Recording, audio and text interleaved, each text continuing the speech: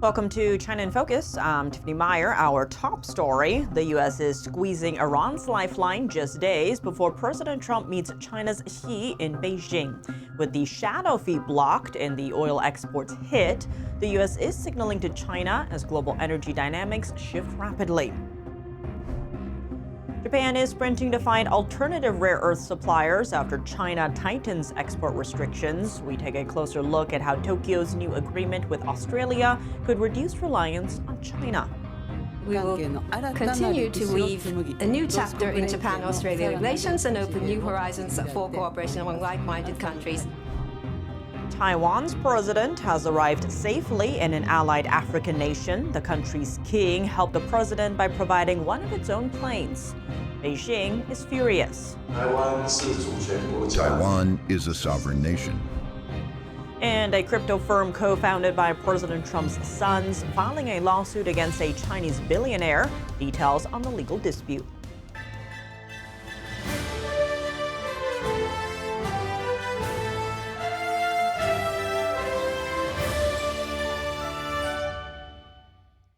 Treasury Secretary Scott Bessent confirmed on Sunday that the president will visit Beijing in mid-May, now just about 10 days away. Ahead of high-stakes talks between President Trump and Xi Jinping, the U.S. is ramping up pressure on Iran by targeting its oil exports.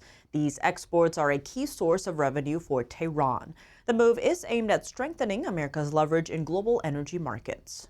We are suffocating the regime, and they are not able to pay their soldiers. The U.S. has blocked Iranian vessels from transiting the Strait of Hormuz for more than 20 days, dealing a significant blow to the Islamic Revolutionary Guard Corps. The force is estimated to control roughly half of Iran's oil exports. Much of that oil is transported to China through a so-called shadow fleet. U.S. enforcement actions have intercepted shipments heading to China, stopping about 1.7 million barrels of Iranian oil exports each day. China has been financing them with their energy purchases, and we've been encouraging them not to. And we have upped the pressure on anyone trying to remit money into Iran to help the IRGC. The U.S. is stepping up pressure on China's energy ties with Iran. Last month, Washington targeted one of China's largest refiners, Hengli Petrochemical. U.S. officials say the company received sanctioned Iranian oil through so-called shadow fleets. At the same time, a major shift out of the Middle East. The United Arab Emirates announcing it's leaving OPEC, a move that could shake the group's long-standing control over oil production. Victor Davis Hanson, a military historian and senior fellow at the Hoover Institution, says the exit could open the door for more supply to hit the market. And it may push other oil-producing countries in the region to follow suit, setting off a new wave of competition that drives prices lower. Meanwhile, Venezuela, now emerging as a new U.S. partner, is steadily increasing output. And American oil exports continue to expand. We now have record energy exports out of the U.S. The U.S. is an energy superpower thanks to President Trump's policies.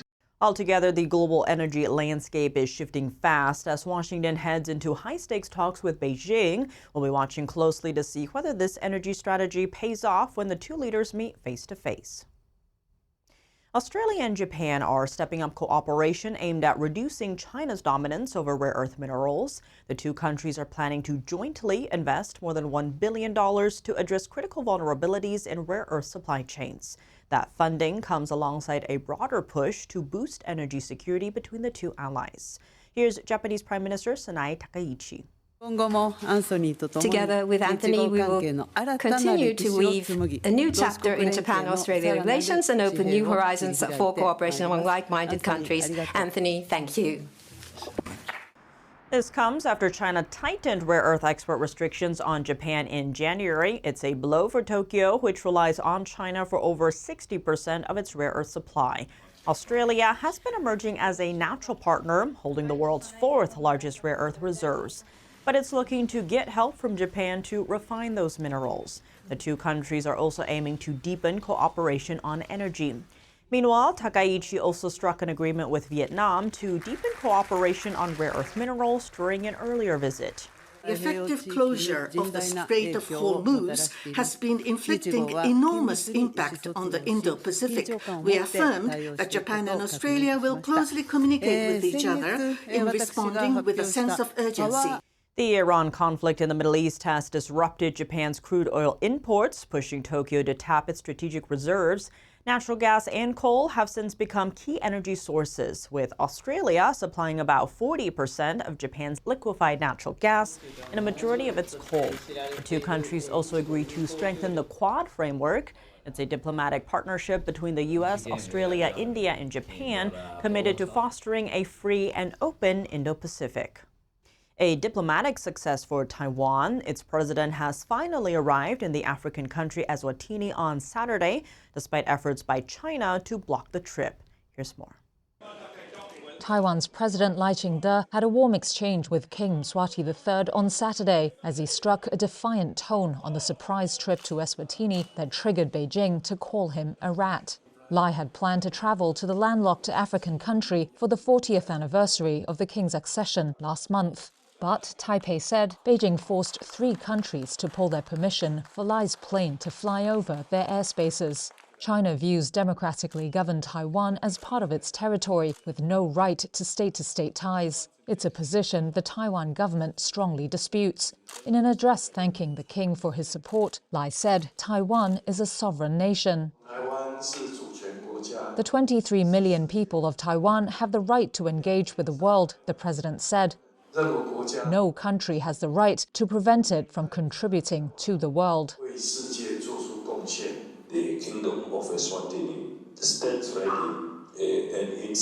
The king reassured Lai that Taiwan has his country's backing. Eswatini, formerly known as Swaziland, is one of only 12 countries with formal ties with Taipei. Taiwan's participation in the international community. Lai landed earlier in the day in the country of 1.3 million people on an Eswatini government aircraft. Neither government had announced the trip beforehand. Late on Saturday, China's Taiwan Affairs Office likened Lai to, quote, a rat scurrying across the street. It denounced the secret trip in a statement, saying it would be met with ridicule by the international community. Taiwan's Mainland Affairs Council, which oversees the island's China policies, said Lai did not need Beijing's permission to go anywhere. It called China's comments boring in the extreme. Seychelles, Mauritius and Madagascar were the countries that had revoked Lai's overflight permit, according to Taiwan. The move had prompted the US to criticize China, with the European Union and several Western countries also voicing concern. Taiwanese media report that Eswatini sent the king's plane to Taiwan with its deputy prime minister on board. Officially, the trip was framed as an exchange visit. But in reality, it was a covert mission to transport Taiwanese President Lai to the African nation, sidestepping the originally blocked route. It remains to be seen how Lai will return to Taiwan. The U.S. State Department said Taiwan is a trusted and capable partner of the United States and many others. The department added that Taiwan's relationships around the world provide significant benefits to the citizens of those countries. A show of naval diplomacy in the Pacific, Taiwan's naval squadron has arrived in Guatemala, docking Saturday at a port on the country's coastline. 3 warships made the stop as part of a training and diplomatic mission aimed at strengthening ties between the two countries. The visit also marks a return after an 8-year gap, with officials highlighting expanded military cooperation and cultural exchange. More than 780 crew members made the long journey across the Pacific, traveling through the Panama Canal and into the Caribbean Sea. Guatemala's defense minister says the visit will deepen cooperation through training exchanges, scholarships, and expanded educational opportunities. He also says support in ship design will help strengthen the country's naval capabilities. This is the squadron's 7th visit since the program began in 1967. During the stop, Taiwan also hosted cultural exhibits and presented a Naval Merit Medal to 7 Guatemalan officers. As part of the exchange, 7 Guatemalan cadets will board the squadron on Monday to train in Taiwan. U.S. intelligence agencies say China is still pursuing its long-held goal of taking control of Taiwan, but they don't expect Beijing to launch an invasion by next year. That's according to this year's annual threat assessment of the U.S. intelligence community. A man accused of operating a secret Chinese police station in New York City is going on trial this week. He and another man, both originally from China, are accused of acting as unregistered agents for China. The other man has already pleaded guilty. NTD's Flora Hua has more on the story. The trial of alleged Chinese foreign agent Lu Jianwang, also known as Harry Lu, began Monday with jury selection in the Eastern District Court of New York. Lu is one of two men charged in 2023 over alleged ties to the Chinese Communist regime. Federal prosecutors say the defendants acted as unregistered agents of Beijing and secretly operated a Chinese police station in Manhattan's Chinatown. Authorities also allege their activities were linked to China's Ministry of Public Security, the country's primary law enforcement agency. According to the indictment, the two defendants acted under the direction of a Chinese MPS officer. They are accused of conspiring to monitor, harass, and disrupt the activities of Chinese dissidents in America. Prosecutors say these actions were carried out covertly without disclosure to the U.S. government. Federal authorities condemned such actions as a severe threat to U.S. sovereignty. The two men were arrested in 2023. Co-defendant Chen Jinping has already pleaded guilty. Meanwhile, Lu faces 3 charges, including obstruction of justice, along with 2 counts related to acting as a foreign agent. He has pleaded not guilty to all charges. If convicted on all counts, he could face up to 25 years in prison. Flora Hua, NTD News. An escalating dispute between a Chinese billionaire and a crypto venture co-founded by President Trump and his sons. The venture, World Liberty Financial, has filed a defamation lawsuit against billionaire Justin Sun. The crypto company has accused Sun of launching a public smear campaign against its business. It says that because Sun is a major figure in the industry, his comments were, quote, profoundly harmful. The company also accused Sun of using his crypto tokens, which function like digital money, in ways he was not allowed. This includes transferring them to the crypto exchange Binance. Sun denies the charges, saying the lawsuit is nothing more than a PR stunt. Just last month, Sun sued World Liberty Financial, saying the company had illegally frozen the digital assets he purchased. World Liberty, however, said its ability to freeze the assets was disclosed in the terms of sale. Before relations worsened, Sun was one of World Liberty Financial's most prominent backers, investing over $70 million into the crypto project. Coming up, China is testing new AI Wolfpack drones designed to scout and support troops in future conflicts, marking a new phase of tech warfare. And how does cyber warfare level the playing field? And how should companies counter this silent threat? A cybersecurity expert joins us after the break here on China in Focus.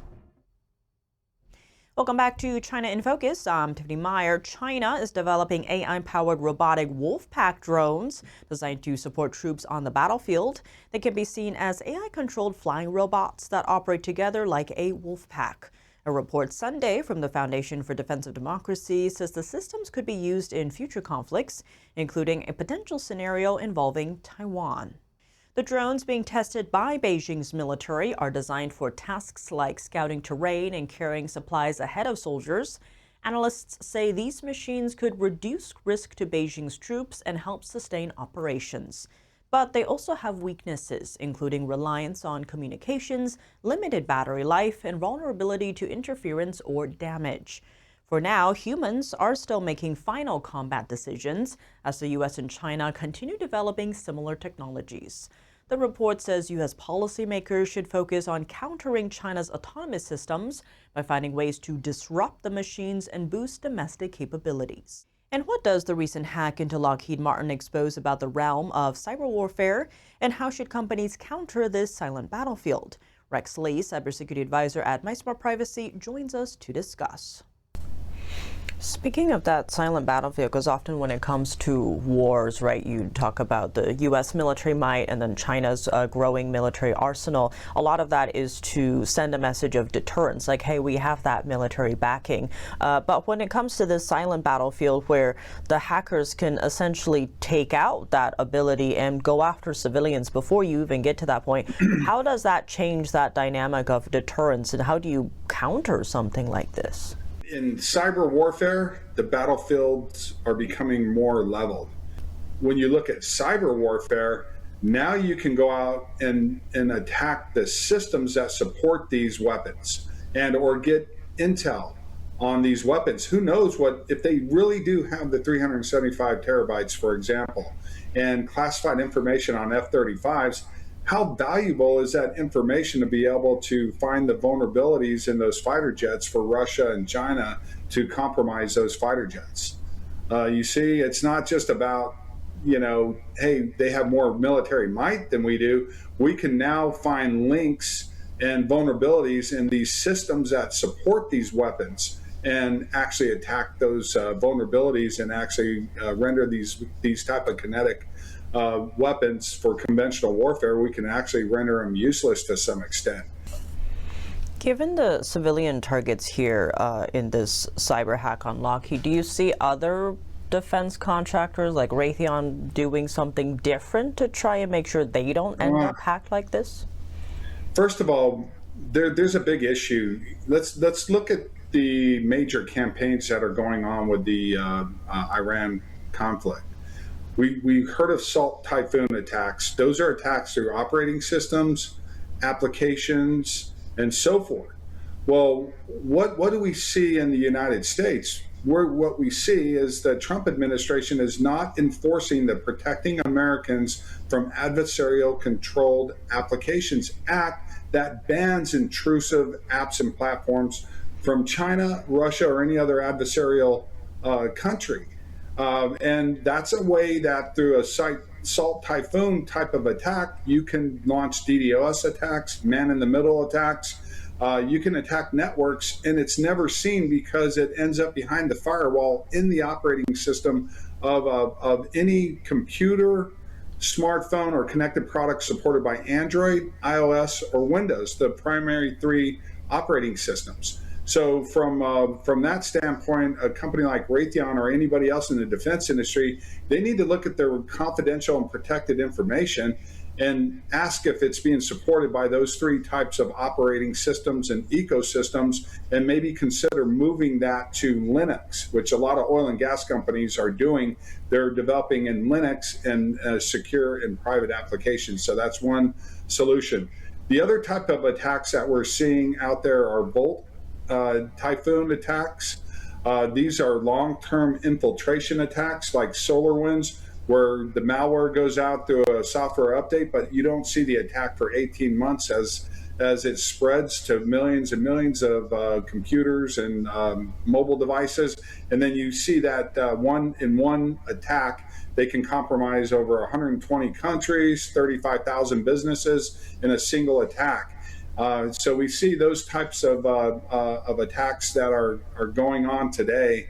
And again, you hear Iran, but it's really Russia and China, isn't it? You know, we say we're in a conflict or a war with Iran, but we're really in a war with Russia and China, and Iran is the proxy, which is the same case with any other confrontation, whether it's in Israel, whether it's in Syria, whether it's in South America, anywhere in the world where we see conflict with one country like Venezuela is actually really a proxy to Iran and China, because again, once we confiscated Venezuela's oil, a lot of that oil was going to who? Russia and China. And right now the big focus is on Cuba. With everything you covered today, though, any final thoughts you'd like to share? Yeah, again, I think, you know, people, and I've been in contact with some of my government contacts. They really need to enforce the Protecting Americans from Foreign Adversarial Controlled Applications Act. And I think there's some responsibility, and I've said this over and over, and I've actually sent information to Brad Smith, the president of Microsoft, whom I met at CERAWeek last month, on civil military fusion programs. But I'm really reaching out to people like him and the other two operating system developers, Apple and Google. They need to look at what they're distributing, because they're not only distributing these intrusive, exploitive, addictive Chinese apps and platforms like DeepSeek AI, Lemonade by ByteDance, TikTok, which was formerly owned by ByteDance, but they still own 19% of it. Temu, they're distributing all those apps and platforms, and they're basically distributing Russian and Chinese surveillance and data mining technologies. And they need to really look at that and consider that this is a national security threat to the United States. I mean, just think of it. We're allowing our adversaries through corporations like app and AI developers to conduct audio, video, and physical surveillance on U.S. citizens by way of their computers and their phones, supported by Android, iOS, and Windows, which everybody uses. So that means that we're allowing mass surveillance of the United States by foreign actors, including adversarial nations like China and Russia. So I think that needs to be addressed not only by Google, Apple, and Microsoft, but it needs to be addressed by the United States government. And again, something I mentioned, I think companies and businesses and government agencies can be more proactive about moving confidential and protected information off of Google, Apple, and Microsoft ecosystem through Android, iOS, and Windows to Linux. And I'll close with this. France just made that decision. They're following what Germany did. France announced that they are no longer allowing their government officials to use any of those operating systems, including Microsoft Windows. They won't do it. They actually announced that they're moving to Linux and getting off of these commercial operating systems that are backed by targeted advertising rooted in surveillance capitalism. Well, Rex Lee, as always, thank you so much for joining us. Thank you for having me on the show. That's all for today's China in Focus. I'm Tiffany Meyer. If you have any feedback on the show or have something you'd like to see us cover, send us an email at chinainfocus@ntd.com. We'd love to hear from you. For On the Clock original news coverage, visit us at ntd.com or download our NTD app. Thanks for watching. See you tomorrow.